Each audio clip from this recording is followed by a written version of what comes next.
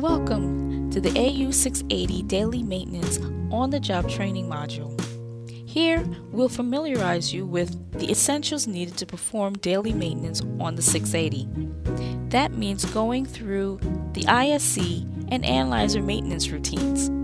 We'll begin by clearing and updating old data from the status index.